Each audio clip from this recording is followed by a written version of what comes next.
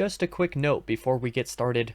I'm recording this audio/video track more than a year after originally writing this blog shortly after the release of Periphery 5, Gent is Not a Genre. I do not believe that my general opinions lined out in this blog post have changed much since the original version, so the ranking itself has been kept the same. But as I continue to record this, I may revise some minor details of the script here and there to add or change information as I see fit. Generally, this ranking is the same as it was before. Now with that out of the way, let's get on with my ranking of Periphery's full discography. Periphery is a band that I have loved from the very moment I discovered them in May 2019. My very first record was Periphery 4, Hail Stan, and what's funny to look back on is that halfway through Reptile, the opening track, I thought the song was over and found it a good stopping spot for going to work. Then I restarted the album and discovered that it was a 17-minute long song. The fact that I loved the track so much just felt natural. From there, P4 was on repeat for forever. I never really explored much of the band's material beyond the, at the time, most recent album because rights and label issues meant they often weren't fully out on any of the streaming platforms. As a full album kind of guy, that meant I never listened to them until they occasionally appeared in full on various platforms.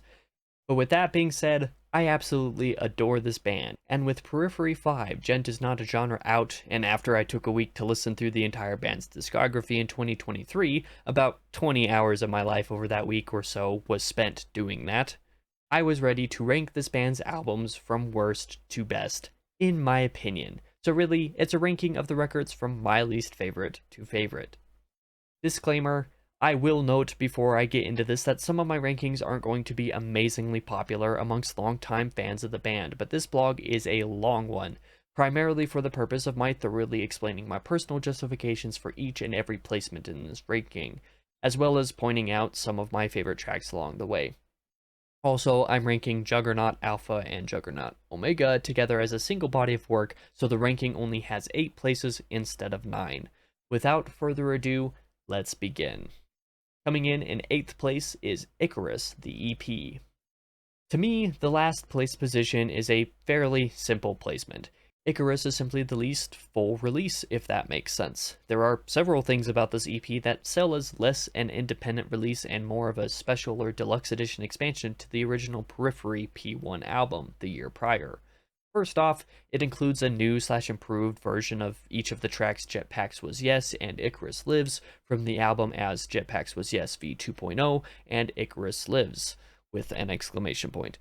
This decision on its face actually makes sense, as we'll get to when I talk about P1 later, and is one that you could see being on a deluxe edition album. Furthermore, there's a handful of remixes of Icarus Lives. This is another staple of certain types of deluxe editions. Lastly, the original tracks that do exist on Icarus are evident B-sides to what exists on P1. All of this totals to this release being the least memorable and important release in Periphery's catalog. Standout tracks include Jetpacks Was Yes v 2.0 for improved sound quality and being a fun song, and my favorite, Eureka, for some real fun riffs and instrumentation. In 7th place, Periphery. This is where people start flipping tables, or at least longtime fans, I think. P1 is a great album, but it is without question the most flawed of Periphery's main albums. Periphery has said many times that they like to reuse or be inspired by demos they've done in the past. Obviously, this is no more true than in P1, where the album is nearly entirely composed of old tracks repurposed and polished into being a full record. Instrumentally, the record is great and can be a fun listen. It's a shame that the band never released an instrumental version of it. I put such emphasis on this because while I love Periphery instrumentally, there really is no other band like them. I also love Spencer Sottelo's role in the band. His vocals are so unique and amazing for what the band writes, and therein lies the problem when it comes to P1. P1 was clearly written as an instrumental piece. Sotelo had next to no time to write lyrics and vocals for the record before release, and it really shows. Spencer's placement in P1 frequently feels forced and awkwardly fitted into the instrumentals, which makes the record significantly less smooth of a listening experience compared to literally every other album afterwards. Additionally, I love Spencer's singing, especially, which was super underutilized in P1 and Even his uncleans all sound the same on this record. He had no real time or room in the tracks themselves to explore and do anything special, so the vocals of P1 simply fall flat for me. But moving past the complaints, there is still some stuff to enjoy about P1, particularly how immediate the Periphery style came into its own. Although the band would evolve with nearly every subsequent release, the roots for what makes this band so different from everyone else was already there in this album. P1 is also surprisingly heavy, an aspect that I never truly realized prior to this most recent listen. Standout tracks include Light, for very fun riffage, a Periphery staple, Ow My Feelings for an incredible groove, and my favorite, Race Car, for being the most interesting and varying track, even if the fade out ending is dumb, especially as the end of the whole album. Entry number 6, Clear, the EP. I could see this being at the bottom of many a discography ranking for this band, and honestly, for a good reason. It's the band's most experimental release by design. Each track was written by a different member of the band, with the intro track Overture taking motifs from each song to make introduction to it and tie them all together. The most intriguing thing about Clear is that you can see quite clearly where several of the band's most prominent musical elements may primarily come from, such as the strange time signatures being a major element of Mark's track Pale Aura, the fun lead guitar work being a large part of Misha's track Zero, and the grooviest riffage being common in Jake's track The Summer Jam. Clear is simply a very Periphery release in the least Periphery way somehow, if that makes any sense at all. The biggest flaw of Clear is simply that Spencer's track, The Parade of Ashes, is super different and really out of place as a result. It's the most out of place any Periphery song has ever been on any of their releases. The rest of the EP still somehow manages to embody the band's style, though. Only one standout track this time, my favorite song, Feed the Ground, generally just the most well-rounded and enjoyable listen. In 5th place, Periphery 2, this time it's personal. If the placement of P1 is where tables were flipped, the placement of Periphery 2, this time it's personal, P2, is going to see the remaining chairs thrown. Let's start with the great things about P2 because there are a lot of them. Compared to P1, P2 sees an immediate step up in the production, engineering, and mixing of the record, and not just a step up, it's a leap and bound. The listening experience of P2 is significantly better than its predecessor, which is something that I've always cared a lot about. Poor production and mixing can make me actively dislike music I would otherwise love. The songwriting of P2 is also much more streamlined. It's not quite so needlessly complex and introduces aspects to the band's long-term repertoire that truly changed the game for them.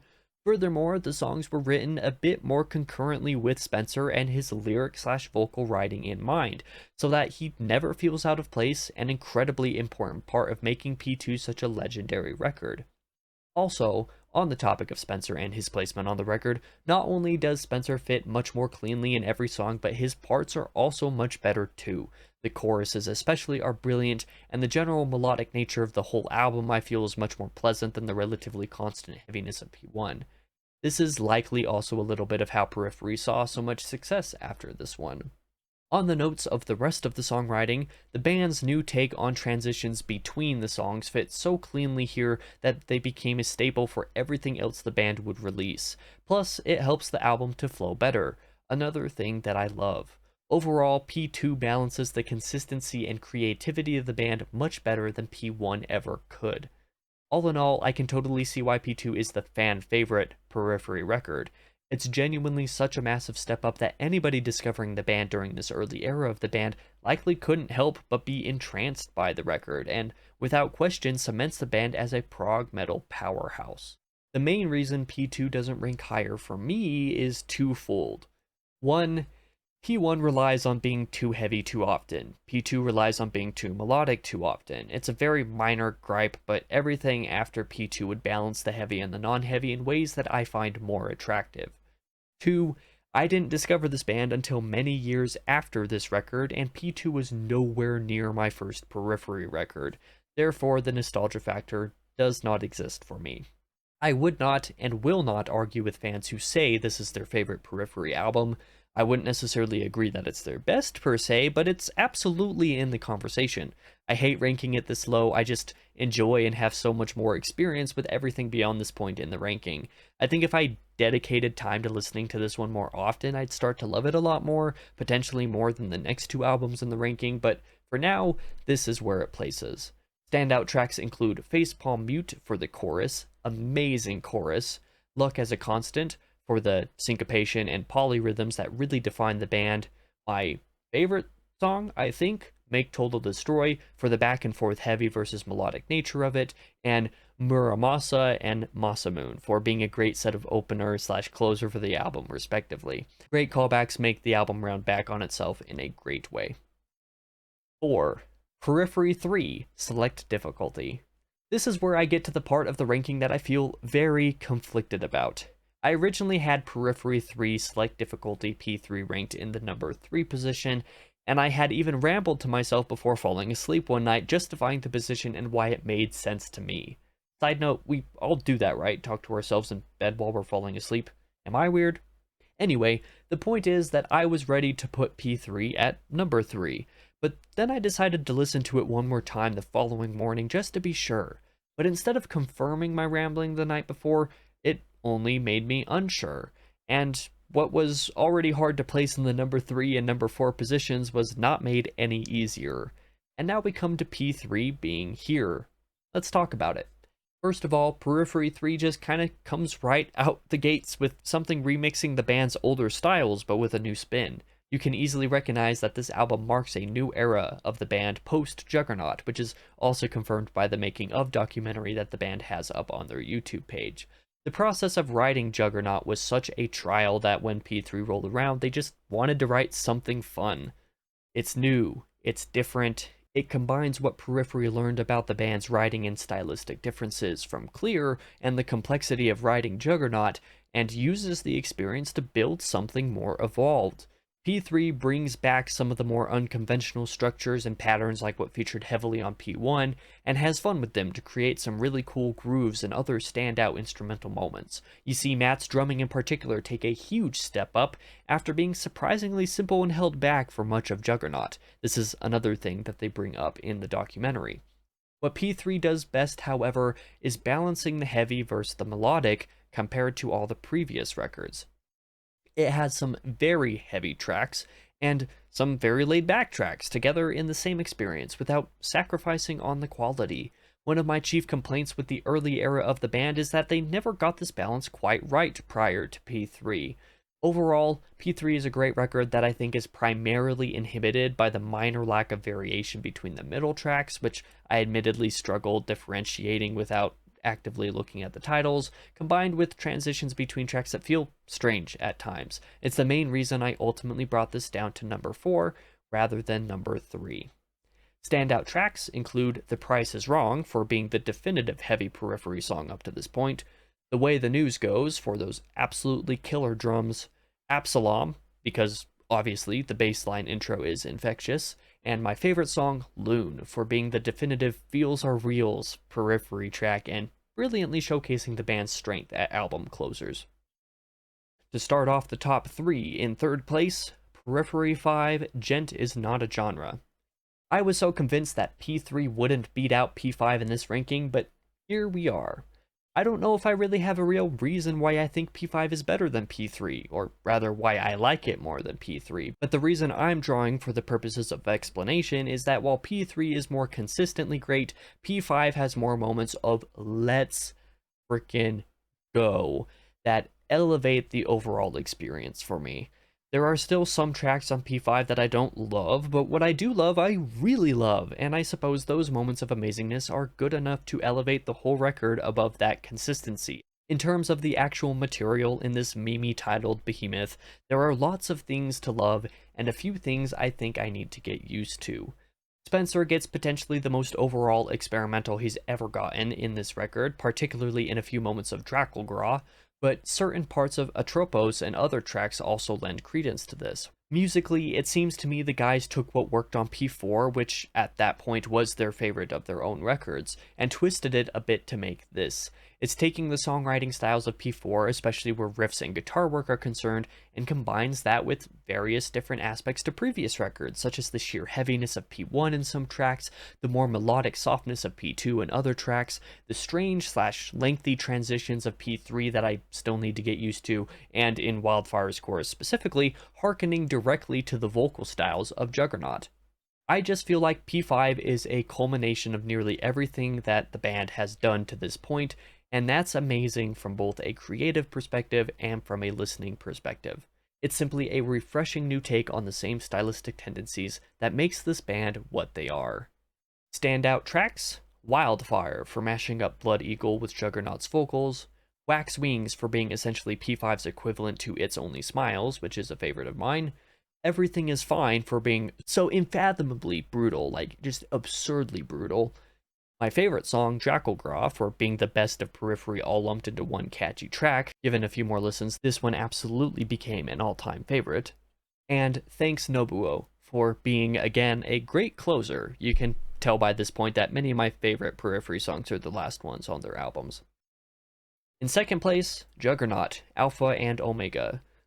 To be clear, and to preface this entire section of the ranking, I do not believe that Juggernaut, neither as independent albums nor as a combined whole, is better than either P3 or P5. I'm simply a sucker for concept records. If I made a top 15 albums of all time, I'd bet 70% or more of them are concept albums. That, and I think nostalgia might play a small role in my love for Juggernaut. I tend to be more fond of what I'm more familiar with, even if something else might technically be better. When I discovered Periphery was during a period of time when many of the band's albums weren't available in full on many different streaming services due to rights/label issues. Some people may remember when half or more of the tracks on P1, P2, and P3 were constantly unavailable. I'm a full album kind of guy, especially when I'm exploring a band's discography, so I never listened to the albums except when they were fully available. Strangely enough, the Juggernaut records were rarely missing tracks, and if they ever were, it wasn't for long, so I just ended up listening to these two albums a lot, therefore becoming familiar. Musically, Juggernaut as a whole may be the most radio-friendly grouping of music the band has released as a result of being the simplest and most streamlined. This, I believe, was due to the recurring motifs and leitmotifs throughout them, and the focus that was put on the vocals and lyrics. As mentioned earlier while discussing P3, the complexity of the music here took a step back, specifically for the aforementioned vocals. Something else worthy of noting, the band really took the interdimensional songwriting to a high. P2 featured some repetition in a couple spots, particularly the opening and closing tracks, but Juggernaut featured these kinds of decisions everywhere, obviously. Notably, the first and last tracks of both Alpha and Omega feature recurring melodies, even between each other, and you'll find consistent bits of repetition throughout otherwise as well. It makes for a great 80-minute listening experience, albeit not one I can repeat too much due to said repetition. For the record, if I were to rank Alpha and Omega next to each other, if you asked me literally any time before the week I spent 20 hours listening to this band's discography, I would have picked the latter, solely for the brilliance of the last couple tracks. You may have also noticed a pattern of the longer Periphery tracks also being my favorites alongside closers. However, this most recent excursion into the Juggernaut records, and even the time right before that to be honest, yielded Alpha overtaking its counterpart in my mind. And I'm not entirely certain why. Even though Omega has a few tracks that significantly outshine any of those on its predecessor, Alpha is so consistently great that it outweighs the admittedly slightly rough balance of great versus not as great songs on Omega.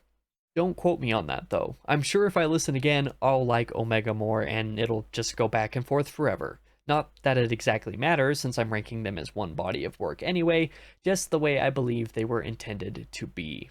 Some standout tracks on Alpha are A Black Minute for being a fantastic opener to the motifs, story, and music and building up brilliantly, Heavy Heart for being a very catchy bop, and Alpha for being, again, a bop, but also for being the best balance of everything that the record does in one track.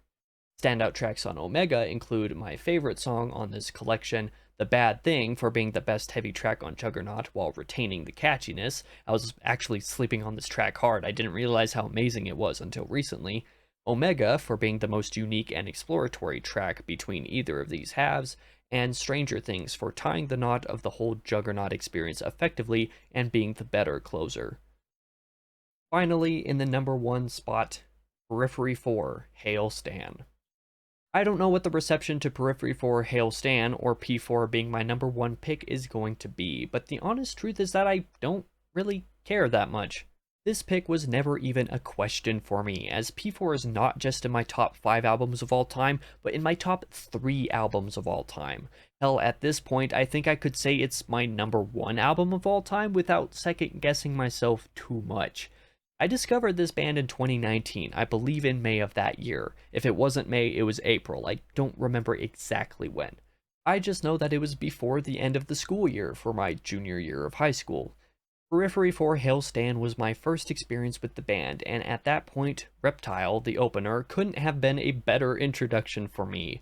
It was at this point that I was just starting to fall in love with progressive metal, and the 15-minute long beast that is Reptile did everything perfectly for me.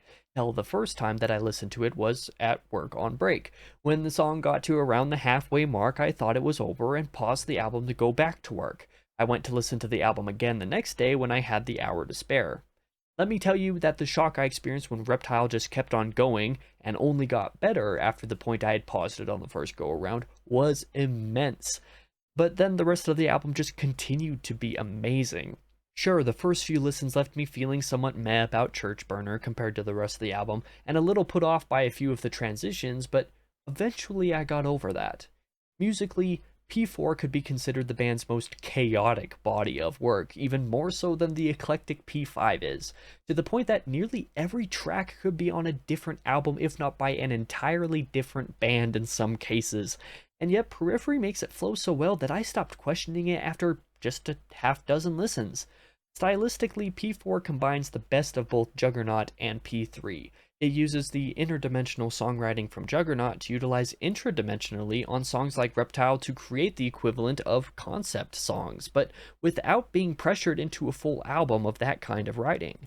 Then it uses the more complex musicality and relaxed songwriting of P3 to create an experience that mixes the two previous releases in a way that I believe is the definitive Periphery experience. Yes, you can chalk that up to nostalgia and bias since it was my first album by the band, and nearly the only one I listened to for several months, and that I've listened to this album easily 150 times, probably 175, maybe even more than that by now. Who knows at the time that I'm recording this, but I genuinely believe that P4 is the band's best record, even though I could understand if somebody else disagreed. Also, know that 150 plus times is not an exaggeration. I've listened to the album well over 25 times on Spotify alone, and I didn't start using Spotify until 2021. Before that, I used YouTube Music, and P4 was on repeat multiple times a day at work, most days for the 1.5 to 2 years before I switched to Spotify. I would be surprised if I'm not up to, like I said, 175 or even more plays of this record, not counting the dozens of independent plays of Reptile and Satellites over the years as well.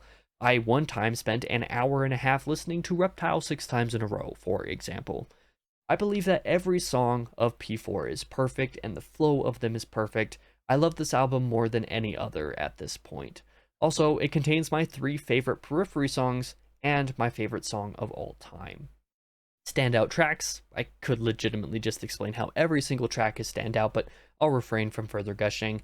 My favorite song, Reptile, for the songwriting, the structure, and being the single greatest culmination of everything that is Periphery, also my favorite song of all time.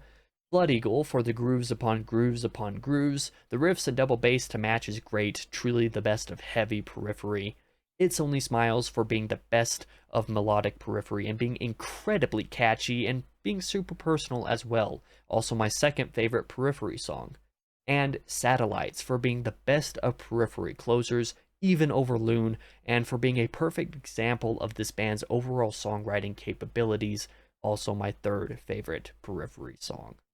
I know that this ranking isn't going to be the most popular amongst the general Periphery fan base, particularly amongst longtime fans, but I hope that my passion for the band has come through in the 4,500 word ranking that you just read. And I hope that this means that my ranking is respectable even if it's surely far from typical. I may have zero regrets at starting my Periphery journey with the, at the time, brand new Periphery for Hail stand, but if one were to ask me where the best place to start with the band is, that's a different question altogether. If you're not into unclean vocals, this band ain't gonna be for you beyond a few tracks like Loon and It's Only Smiles. But if you don't mind unclean vocals, either P2 or P4 I think are the best albums to start with. P4 because nostalgia and because I personally think it's brilliant, but P2 because it is probably the most friendly to those unfamiliar with the band and especially with Spencer's vocals. You can't go wrong either way though, just know that the band is kind of an acquired taste. Some people aren't a fan of the musical style and or genty guitar work, and Spencer's vocals are also very particular and some people just don't like them. Don't feel too bad, I won't be offended, although I will be sad. Shout out to Tokyo Reeds for being a fellow fan of Periphery and also of Coheed and Cambria, whom I can talk to about these bands with, as she has fairly different perspective on the artist than I do, generally because of being a fan for longer than me. And speaking of Coheed and Cambria, that's a band that I planned to do a discography ranking for nearly 2 years ago now, since Faxus 2 dropped. Maybe I should go back and actually write that. Let me know if that's something you would like to see. For now, thank you for watching or listening. Let me know your Periphery ranking below as well.